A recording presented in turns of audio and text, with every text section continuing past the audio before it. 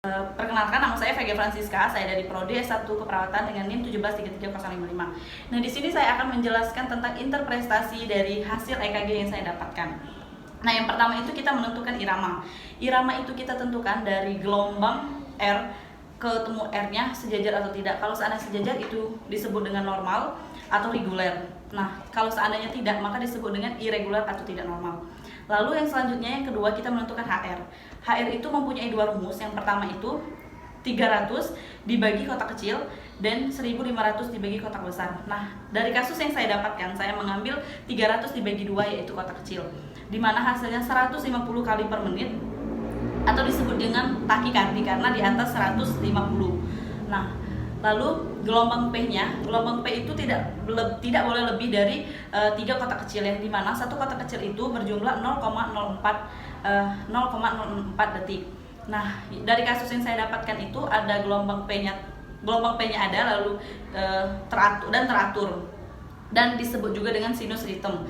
Lalu kita menentukan PR juga tidak boleh lebih dari 5 kotak kecil, yang dimana sama saja satu kotak kecil itu berjumlah 0,04, yang dimana dalam kasus saya itu terdapat 4 kotak kecil yang dimana hasilnya 0,16, yang berarti normal. Lalu QRS juga tidak lebih dari 3 kotak kecil, yang dimana satu kotak kecil itu berjumlah 0,04. Dengan kasus yang saya dapatkan ada 4 kotak kecil yang berarti 0,16, yang berarti normal. Lalu selanjutnya kita menentukan eksis. Nah, eksis itu kita hitung dari lead satunya, kita lihat gelombang R dan S, lalu kita tambahkan. Nah, dari hasil tersebut lalu kita tambahkan kan. Jadi yang kedua itu kita tentukan AVF juga kita lihat dari lead satunya. Kita lihat lebar dari kotak R dan S juga, lalu kita jumlahkan.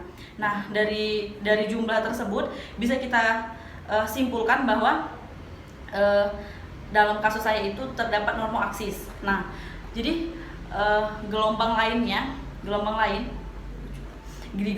itu di V1, V2 dan V3 itu terdapat ST elevasi dan ST elevasi atau infak. Lalu kesimpulan yang saya dapatkan dari kasus yang saya dapatkan adalah sinus takikardi dengan infak anterior septal dengan normoaksis. Nah, lalu sekian penjelasan dari saya.